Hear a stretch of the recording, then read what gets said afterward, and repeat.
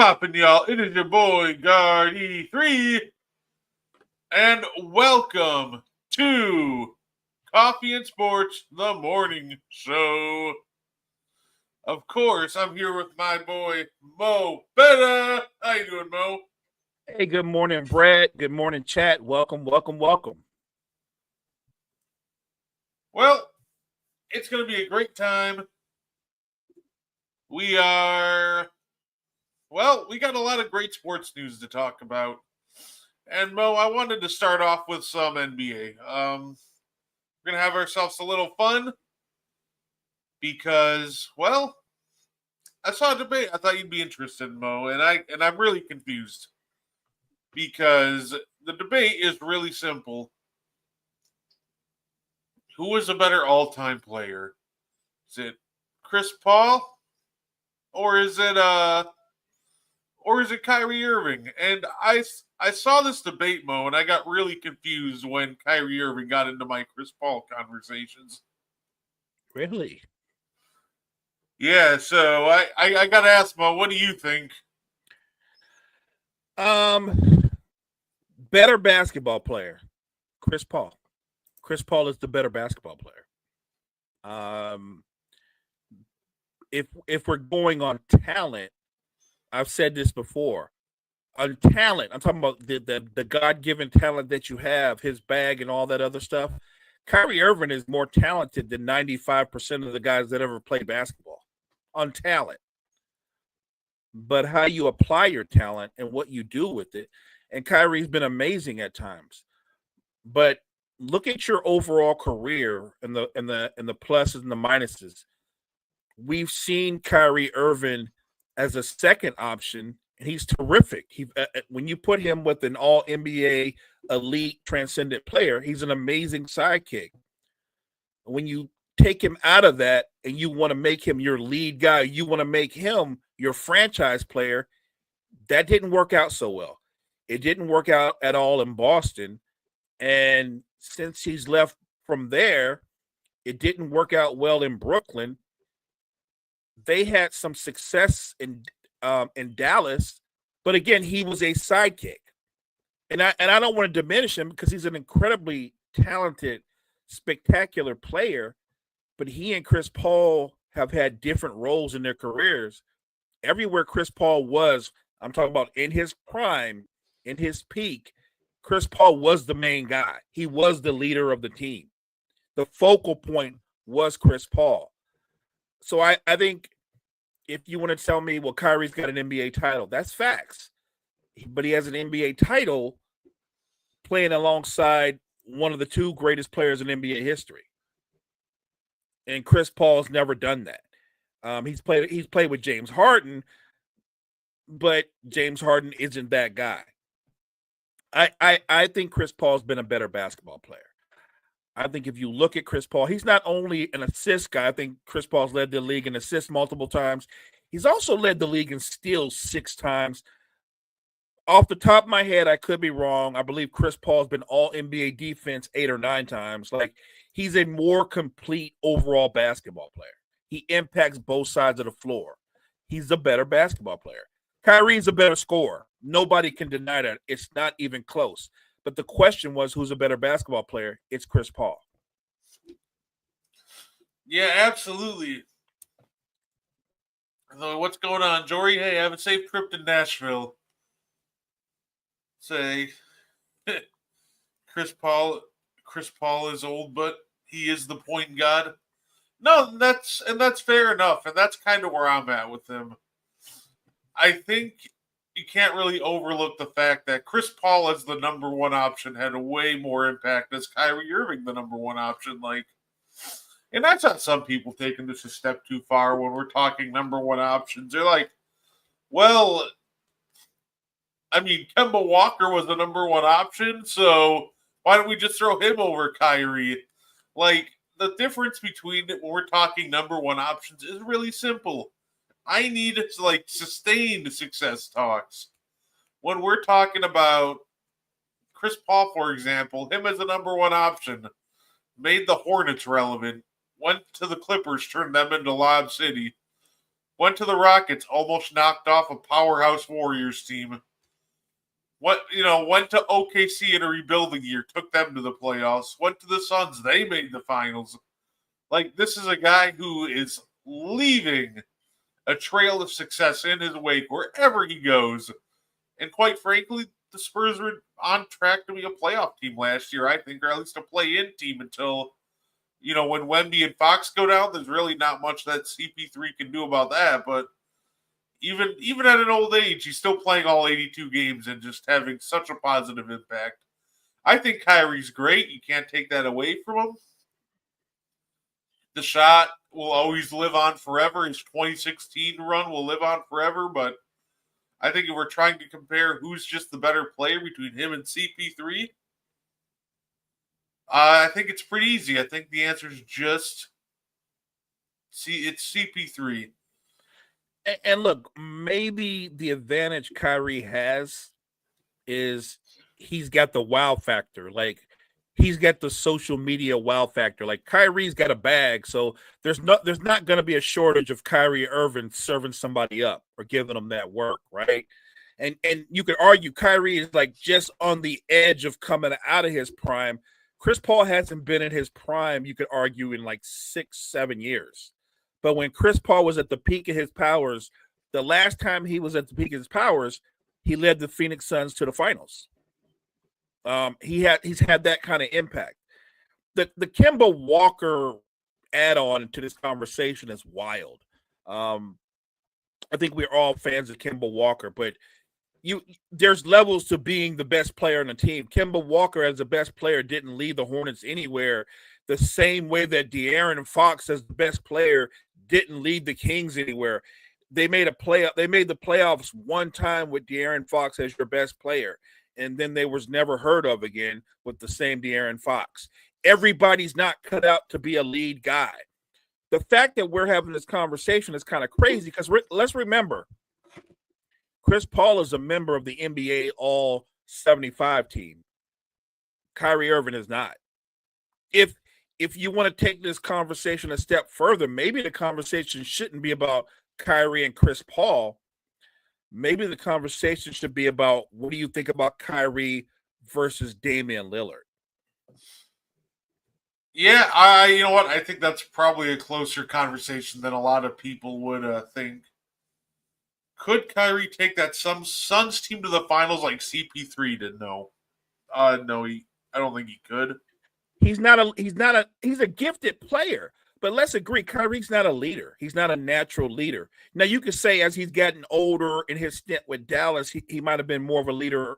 His role might have been more of a leader then, but we're talking about Kyrie Irving when he had a chance to be the man. He was never a leader as the man. I admire everything about him on the court. He's a terrific, gifted player, but he's not a leader. He's not. A lot of really talented guys aren't leaders. He's one of those. You could argue the Damian Lillard back and forth between he and Kyrie. Dame had a reputation of being a leader, at least in his stint in Portland. He was able to take Portland to a conference finals as the best player on the team, something Kyrie couldn't do. So I'm just pointing out, don't get wowed by highlight reels. Kyrie is more talented than Damian Lillard, more talented than Chris Paul. I think Damian Lillard and Kyrie are much closer. That's more of a toss-up, in my opinion. Chris Paul, at his peak, is a better basketball player. It's a better basketball.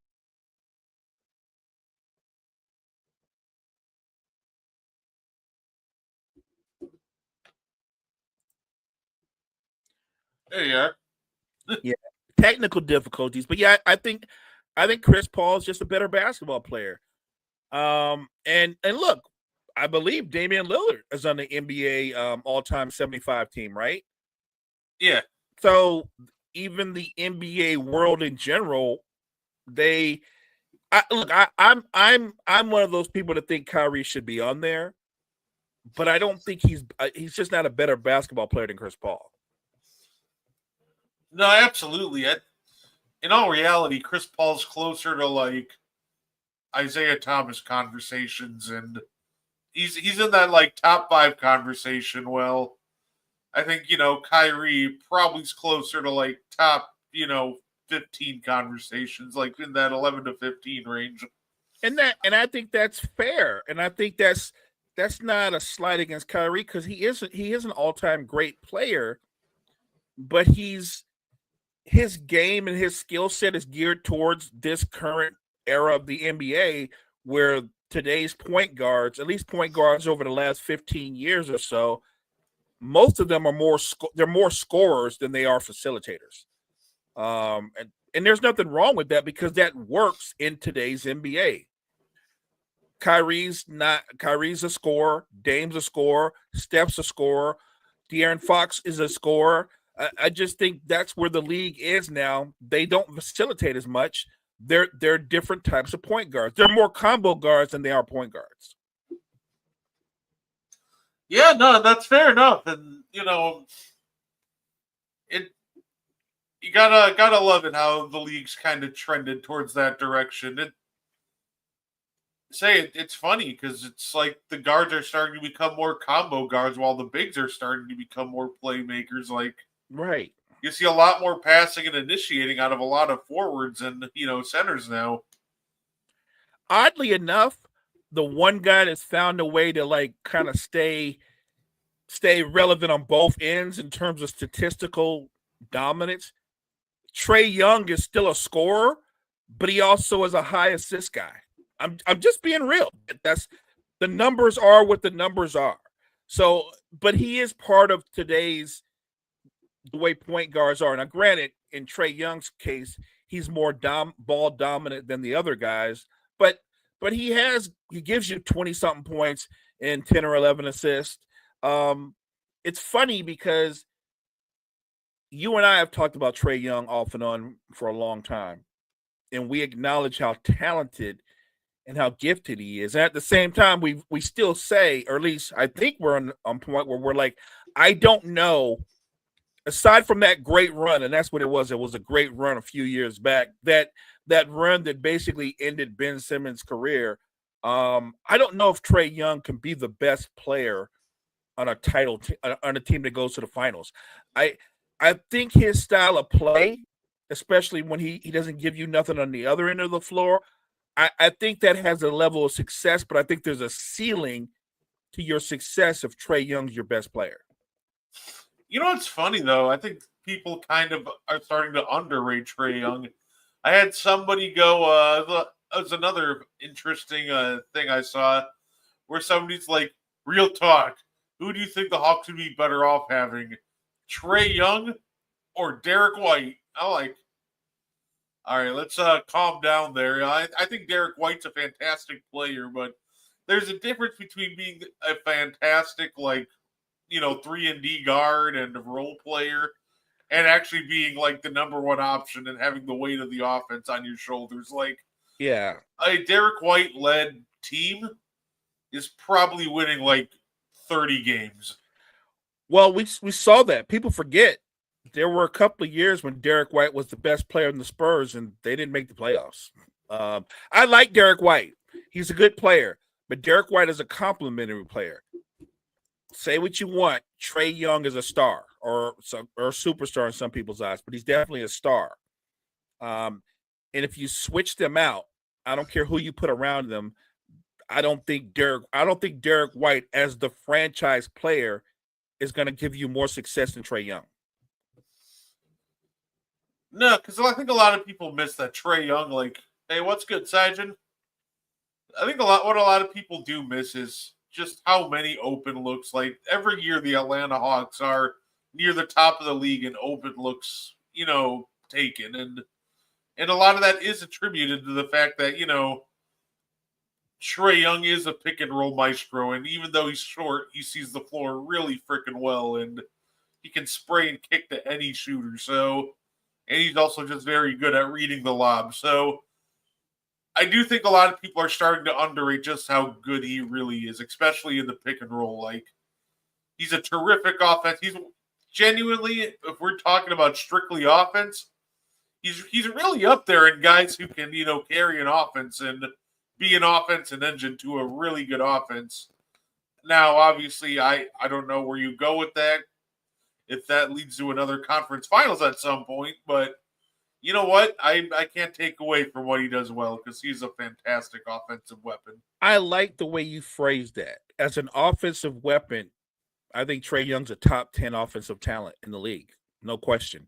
And he has mastered the art of the pick and roll. When he can manipulate your defense and make your bigs have to come up, as soon as that happens, your defense is compromised. It's funny because I think Trae Young's playing style, it's not that different from Steve Nash. You don't think of it that way, but there are a lot of similarities there.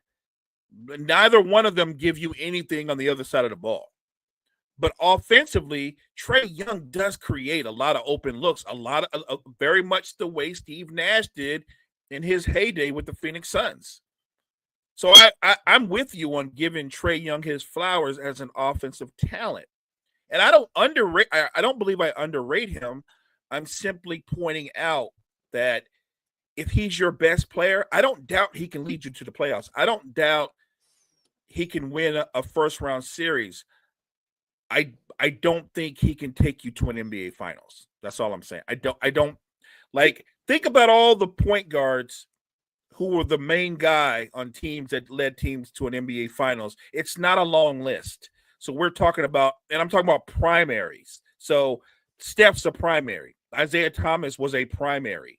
Kyrie was a primary, but he wasn't the main guy. It's not the same thing. He wasn't the main guy with the Mavs. He wasn't the main guy with the Cavaliers. So as a primary, there's not a long list of diminutive point guards that take you to the NBA finals. As talented as Trae Young is on the offensive side of the basketball, he compromises you greatly on the defensive side of the basketball. See, he asks, do you think Trae Young will ever leave Atlanta? Actually, not anytime soon. I think literally just because since Trae Young is still so popular and sells a lot of jerseys and he wins them a lot of games, can get them some extra play-in revenue. Like, I think just for that alone, he's safe. He's probably not going anywhere anytime soon. Like, he's such a hard guy to replace. Like, I don't know if you really can replace what he does anytime soon. That's how, like I said, that's how good of an offensive talent he is. Now, you can switch him out with a different guard, a better two-way guard, and bring more balance to the defense, but I think that brings a different conversation about, is somebody who's going to give you two-way impact really going to give you more impact than what Trae Young brings? And I think this is a situation where, unless you're bringing in one of the top two-way guards in the league, you probably shouldn't. I think that's kind of where the Derek White convos came in, because they're like, well, he's a better two-way guard. I'm like, yeah, but Derek White's like two-way prowess, it doesn't match what Trae Young does on offense is the problem. So Thank you. That is the problem that I have when people make the argument about the two-way thing. There are a lot of guys that are better two-way players than Luka Doncic. But their two-way prowess, what they give you as a two-way player, doesn't come close to what he gives you as an offensive player. That's what people overlook when they get caught up in the two-way thing. If you go too hard on the two-way, then you overrate the two-way player. That's an insanity. Look, I actually think Atlanta is set up to be very impactful in the Eastern Conference this year. And I think Dyson Daniels is actually the perfect combo guard to play alongside Trae Young. He's a defensive-minded guard who he thinks offense second or third. He's the perfect sidekick to Trae Young. I think that when you get caught up in Trae Young, I just pointed out, no, he does compromise you defensively. But he's so dominant offensively, Brett, it offsets his weaknesses defensively. The same thing can be said of Luka. The same thing could be said of prime James Harden. They're so great offensively, when you want to nitpick of what they do defensively, you still look up and their teams have won 55 or 60 basketball games because of how great and gifted an offensive player they are. Yeah, and it's one of my favorite conversations to have. And it's funny because the guy I have the conversation that I have with that the most, I think, is you brought him up earlier. People will be like, oh, this player, like, player X, like, was better than Steve Nash. Someone like, Gary Payton, because he played both sides of the ball. I'm like, look, I think you're just way underrating Steve Nash's offense because I love the glove. I love Gary Payton, but what Steve Nash did on offense was probably just brings him up to that level of conversation at least. And you can't really take that away from him all because someone like, for example, Gary Payton was a two-way player. Now, if you want to say Gary Payton's better than Steve Nash, you can have that conversation, but right. I think that at the end of the day, like, people automatically be like, yo, Jason Kidd over Steve Nash, Gary Payton, they were two-way players. I'm like, that's not how that works at all. And they were two-way players, and they both were Hall of Famers. What I would ask you, though, is if you switch out Gary Payton for Steve Nash on those early Suns teams, does that offense run the way that it runs? The answer would be no. It would be completely different. The offense would come to a standstill. It's a slippery slope when you get into those and I love Jason Kidd. I think you love Jason Kidd. But if Jason Kidd is the lead guard on those Suns teams, as good and look, Jay Kidd is a great facilitator. But what made Steve Nash great as an offensive talent was he wasn't just a great facilitator. Steve Nash was one of the 2 or 3 best shooters in the NBA, period. Like, if he wanted to, Steve Nash could have dropped 25 a game. He was that great a player who could finish with either hand over bigger players in the paint. Like, Steve Nash was a dynamic offensive talent. And I thought that when James Harden went to Houston and they paired James Harden with Mike D'Antoni, it was sort of like, well, this is what Steve Nash would have looked like if he took 19 or 20 shots a game. Do you know what I mean? Like James Harden didn't have the same problem as Steve Nash. James Harden was like, I'm going to get 11 assists and take 19 shots a game. Like, I'm that guy. So I'm with you. I think that we can respect two-way players, but the list of two-way players that are so dominant on both sides of the ball that they equal out the great offensive talents like a Harden, like a Luka, or even a Joker, that's a very short list when you look at how dominant those 3 guys are in every facet of offensive basketball. Absolutely. No, I completely agree with that. Like I said, those are always fun conversations to have. I'm also looking forward to NFL season. Well, it's only a month until the NFL season, and I think that's utterly fantastic. Now, I guess I'm curious. People are a little worried. They're seeing, training camp drills, and the first thing they noticed was Aaron Rodgers. He's looking a little slow out there, and I don't know why that shocks people, but kind of seeing how maybe slower and older he looks in some of these videos. Mo, are you worried about how Aaron Rodgers will look in the 2025 season? Well, first of all, he's 42 years old, so he's supposed to look slow. If Aaron Rodgers is looking like one of the quicker guys in your camp, you got problems. So let's start there. Secondly, I'm only worried about Aaron Rodgers if the Steelers' offensive line is as bad as they were last year. If that offensive line is solid, I'm talking about solid as a unit, especially in pass blocking, I believe the Steelers' offense will be better. But I think that's the big if. I don't think they have a ton of offensive weapons, but I still think if you protect Aaron Rodgers, he still can throw guys open.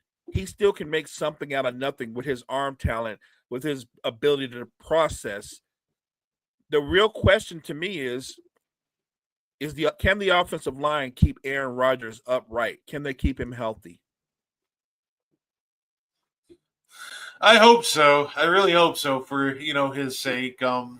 like I would love to see one final like playoff appearance for Aaron, and the Steelers always find a way to seemingly get that out of every year and quarterback.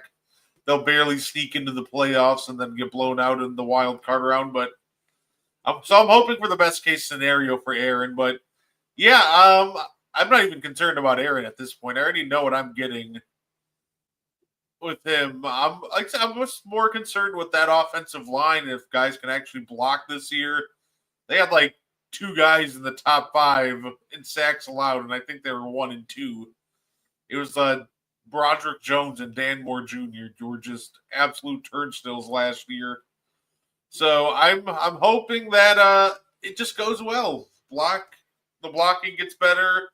If not, I could see them kind of running more of a West Coast quick passing offense, kind of like Rodgers did back in 2015 when they didn't really have a run game and Jordy Nelson tore his ACL. If they can't block, I can see Rodgers very quickly going to a lot of screen passes and just quick slants to make up for that offensive line falling apart. By the way, Damien, appreciate you stepping in, Damien. Sijin, what's up, man? Yeah, look, I'm with Damien, but I'm with Damien because I don't have a lot of confidence in that offensive line. If the offensive line is bad, the offense is going to be bad, which means Aaron Rodgers will be subpar. And if the offense goes 3 and out, I don't care how good the defense is, the defense will eventually fold like they did last year. And if that happens, yes, Mike Tomlin is going to get fired. Guess who went and got Dan Moore Jr., but I got the O-line fixer-upper and Bill Callahan. Hey, you know what? That's fair. I think part of the problem sometimes with the Steelers' offense is predictability. You see a lot of teams run like different, like get creative with pre-snap motion to help, identify the defense. And, Steelers just kind of play more of an old school way. Like, they're running the ball, play action, dropping back, but there's just really not a lot of movement or motion to help identify defenses and, help pick up blitzers. So I'm curious to see if, they kind of adjust because they're going to have to keep Rodgers upright if they want to have any chance of success this year. I got another question. Let's say they do keep Rodgers upright. What kind of season do you think DJ Metcalf has? Because I think he's physically gifted, but if you've watched him over the breadth of his career, he's not a great route runner. He never was. But what type of he is going to be the guy? What type of season do you think that he's going to be? Like if you're playing fantasy football, are you taking DJ Metcalf? I would take him in the later round. In a later round, right? I got I definitely think there are better options that I would trust over DK. But when we're talking about Metcalf, I think if Rodgers does stay upright, he can throw him open. So, like you were saying earlier, I think he very well could have over an 1,000-yard season and a handful of touchdowns. Like, I think he's talented. I think he's a talented player. I don't know if he's worth 30 mil, but you know what? I think he's a talented player. He's got some great speed and size. And I think as long as Aaron Rodgers is ready to, feed him, and which Rodgers has no problem doing once he finds his favorite wide receiver targets, that's who he goes to. Knowing that, yeah, I could see DK going for like over 1,000 yards, maybe like 1,100 yards and like 5 touchdowns. I think Metcalf will have a good year, but I think the guys that could have monster years because Aaron Rodgers is going to get rid of the football quicker, I think it'll be the tight ends. I think it'll be Freiermuth and some of those guys. I think they're going to have bigger seasons. Hey, you know what? I think Jonnu Smith, who they just traded for, is going to become a favorite target for Aaron Rodgers. Yeah, fact. Say Rodgers, he likes to target his tight ends a lot. We saw it quite a bit. He threw a decent amount towards, guys like Richard Rodgers and even like a Jared Cook. So give him a talent like Jonnu Smith, who's probably one of the more talented tight ends in the league. And Yeah, I think that's the crux of your offense right there. It's going to be a lot of targets and a lot of quick hitters, at least to DK and Joanu Smith, and whatever they can get out of Jalen Warren in the run game, they'll take it. Yes, I think that's the key. I think if you're Pittsburgh, you can't just give up on the run game. You don't have to have a dominant run game, but your run game has to be effective enough where the defense has to respect it. I don't want them to give up on the run game, but also Aaron Rodgers led teams don't run the ball a lot, and I think that has a lot to do with Aaron Rodgers himself. And I think I almost think that's kind of something that just kind of hurts him throughout his career, because I know he wants to have the ball in his hands. He wants to be the guy to make the decision, but I think he's got to be ready this year to let the run game and take over a little bit more, take some of that pressure off of his plate. Joanu's also a head case, yeah. Well, they love those in Pittsburgh. They do for some reason. Yeah, they keep bringing them in. Look, I think the Steelers are the biggest question mark in that division, and I don't think they're going to have an in between season. They're either going to be really good and make the playoffs, or they're going to be a sub 500 team, and Mike Tomlin's going to get fired. Hey, what's poppin', Cottrell? Jalen Warren is going to have a really good year. Said it all last year that I thought he was better running back than Najee Harris. Well, I mean, that's fair. I've also just never been very high on Najee Harris. So. Same. I think Najee Harris is a backup running back, but yeah. Yeah, I saw a lot of people getting hyped, like, oh, did you see who the Chargers got? I'm like, I saw that too. Do you really like 3-yard halfback dives? Because, yeah, good for you if that's what you're after. Like, he's a good short yardage guy if you need a solid 3 yards. But if you're looking for a big play, he's the worst guy. He's the worst. He's really bad in that regard. So, well, look, if you need 3 yards, he'll get you 3 yards. If you need 4 yards, he'll get you 3 yards. Yeah, no, absolutely. Same. I think that if Rodgers lets Jalen Warren cook, I think he could absolutely, help him out in that regard. Because I think teams are going to be really geared towards playing the pass, since every Rodgers team is always pass heavy. So I think, Warren can use that to his advantage, and I think he's going to have some running lanes this year. Najee equals 3 yards in a cloud of dust. Yeah. Facts. No, absolutely. Of course, Mo, the big news. Shedeur Sanders is going to start opening game of preseason. So I guess the real question, because I think a fun goal right now is setting a realistic goal for what we want to see out of Shedeur Sanders.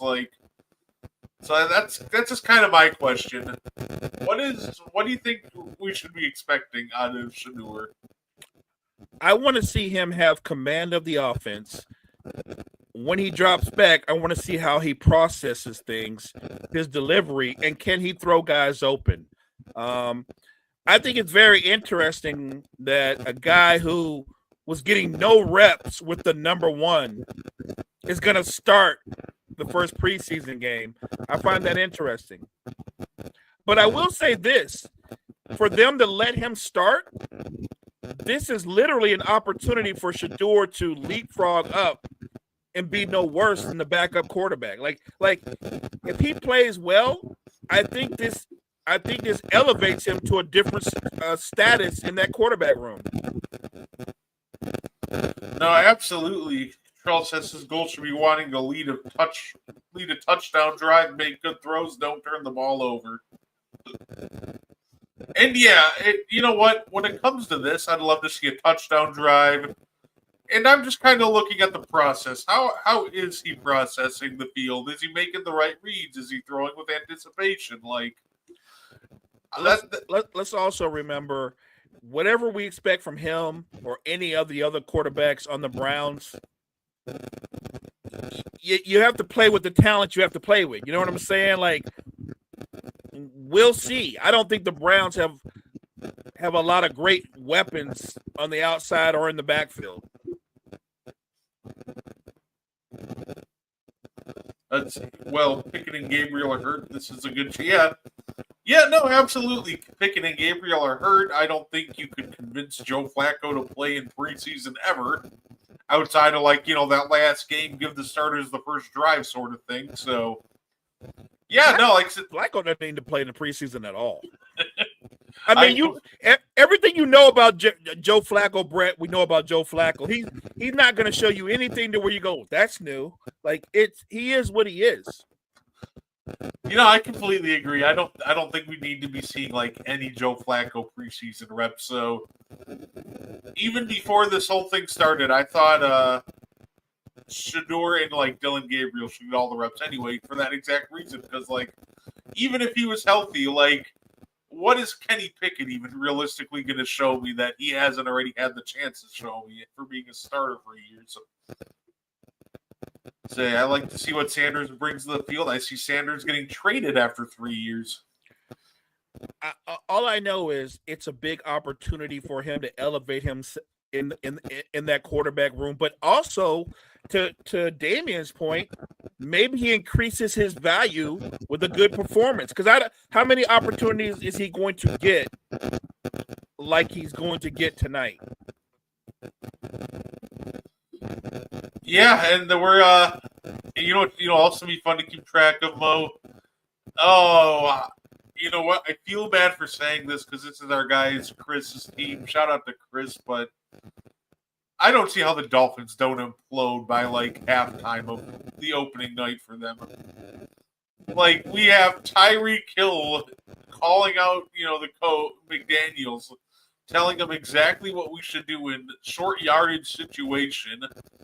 Going, we shouldn't be running A-Chain in those situations, which of course A-Chain doesn't like. McDaniels doesn't like that he's trying to tell him how to coach. Honestly, I think that the Dolphins should take whatever the best offer right now is out there for Tyreek Hill and move on from him, because I think if they don't, I don't see that ending well. I think that could cause a lot of drama and friction that can implode their season before it even starts. Let me ask you a question, and maybe you already been thinking this. As he gets deeper into his career, more nearing the end, more than you know what I mean, doesn't Tyreek Hill start to give you those same vibes that Antonio Brown gave you? Do you know what I mean? He's starting to teeter towards that AB thing, where he's just being a little bit extra weird, extra vocal, complaining. Because I remember when he came to the Dolphins, he was the same guy that said, "We're about to take over the division because Tua is better than Patrick Mahomes." He said that. And look, everybody and their mom knows he didn't mean it. Even Tua knows he didn't mean it. I guess my question is, I do agree with you that they should move on from Tyreek Hill, but at what point is it time for them to move on from Tua? At the rate Tua is going, probably the first chance that they can get out of that big contract of his. That's the challenge. The challenge with Tua, and it's he's the only one that can run this Mike McDaniels offense. But that being said, if he's the only one that can run it, and when he runs it, your ceiling is a wild card around exit because you can't play in January. I think that's a problem. I think just the entire team in general needs an overhaul, and I think Tua's talented. I agree, but I think when we're talking about the Dolphins, it's just a team that needs a complete overhaul at this point. And I think one of the changes that needs to be had is Tua.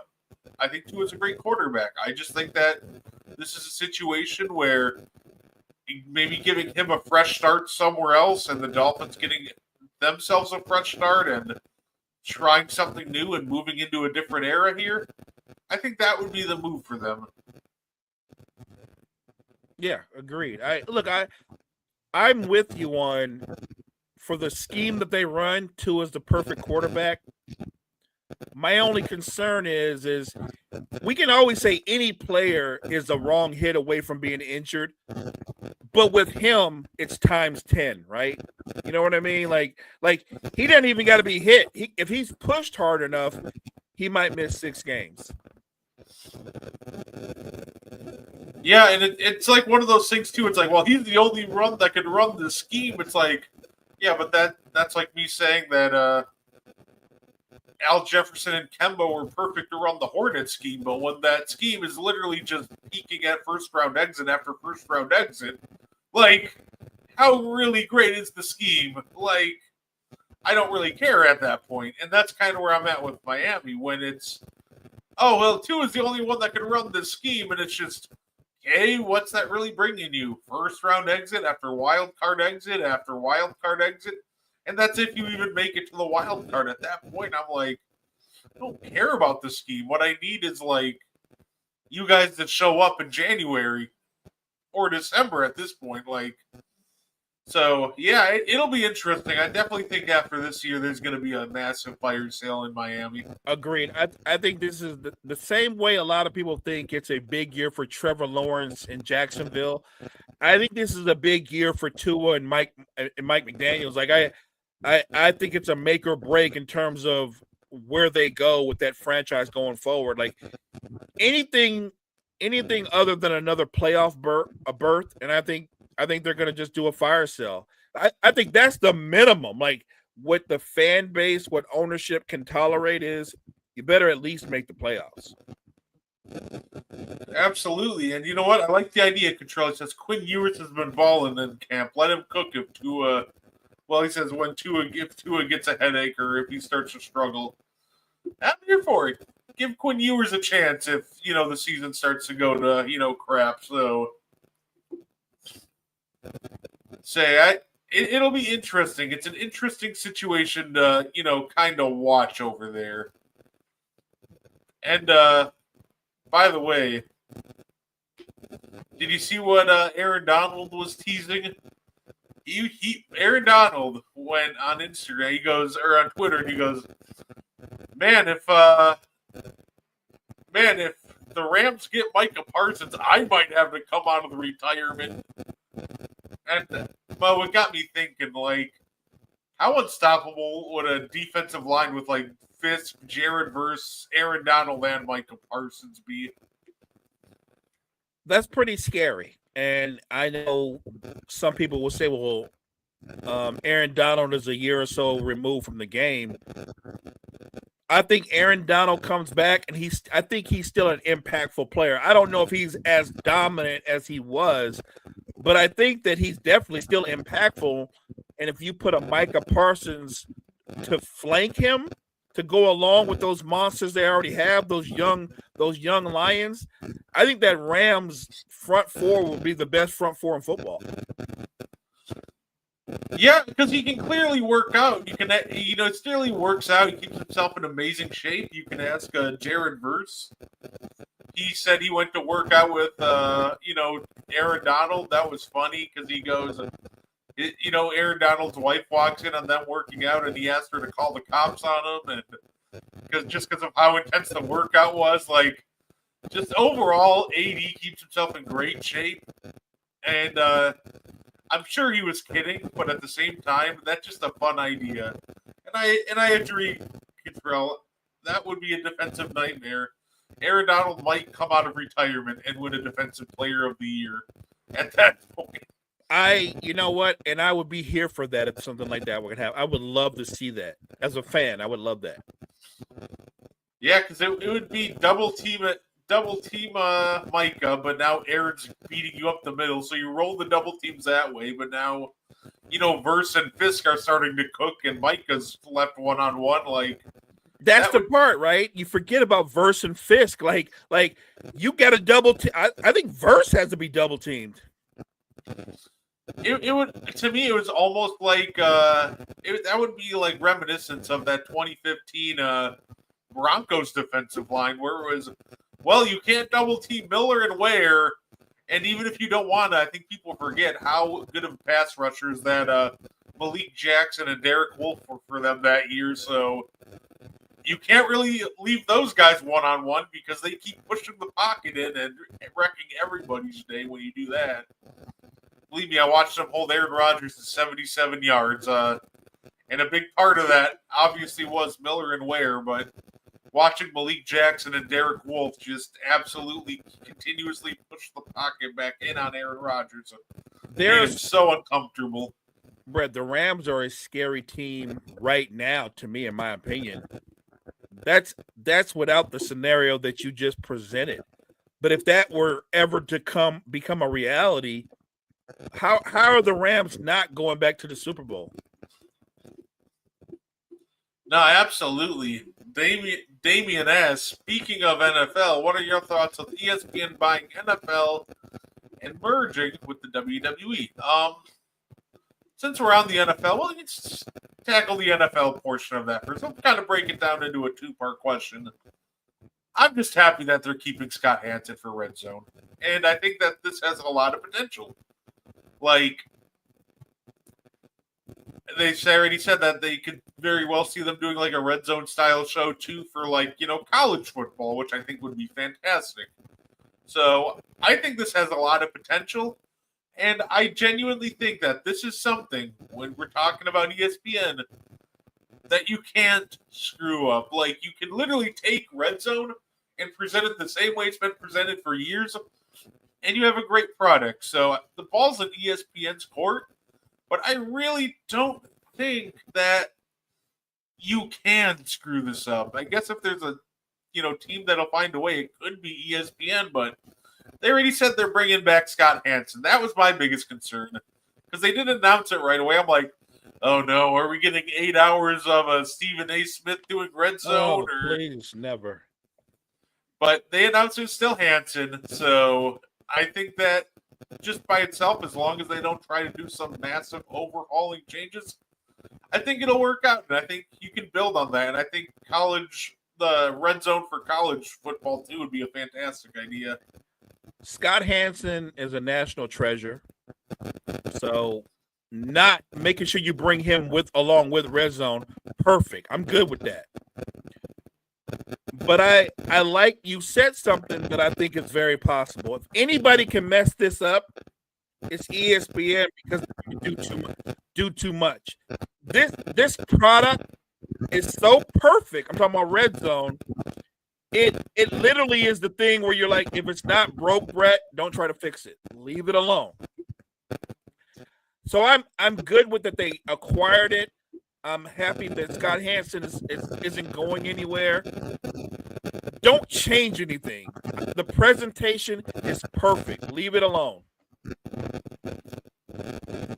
Yeah, that made me happy because that was my first concern. It was like Red Zone ESPN, they haven't announced Hanson. Like, I'm not ready for 8 hours of football with any of the ESPN guys because the front runners would be like, oh, Stephen A., Pat McAfee, which I like Pat McAfee.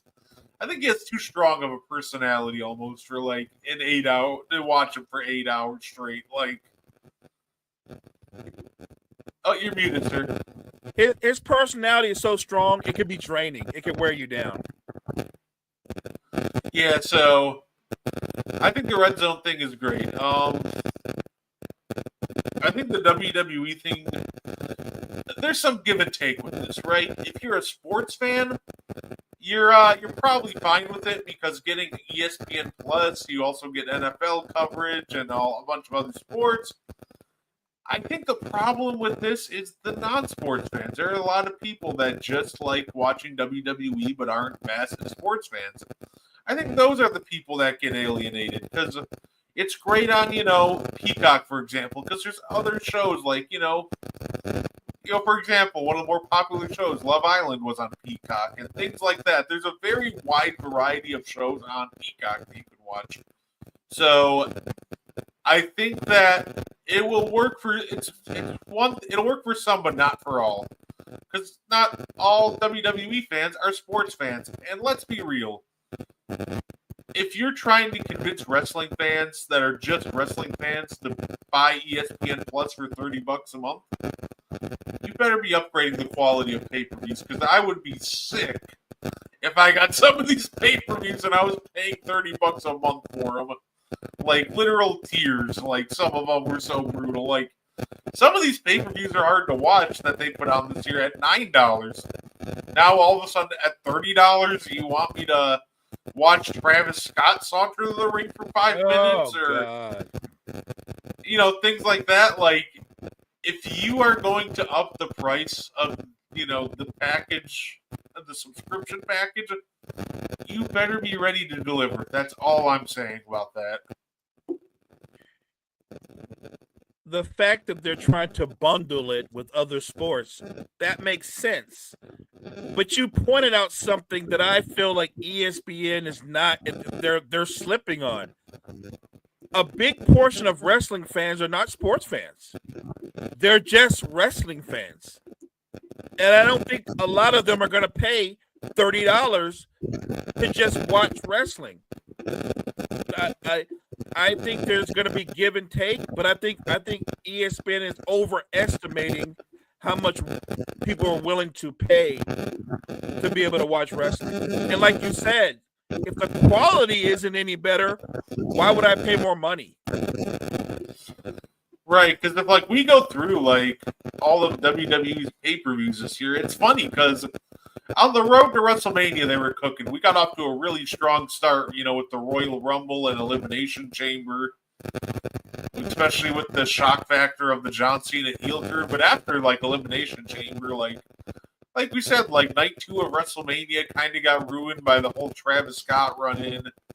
I wouldn't have paid $30 to watch, you know, Backlash.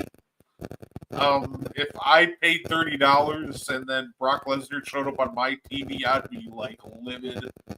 So yeah, it's really rough in that sense. Like, if you're gonna be doing this, just be ready to, you know, upgrade the quality, because if you don't, then you're just gonna have a lot more people tuning out. So as much as, you know, this could be a fine thing, I could also very well see it backfire, because if WWE's not going great and you're not a sports fan, then what reason do you really have to pay the $30 a month?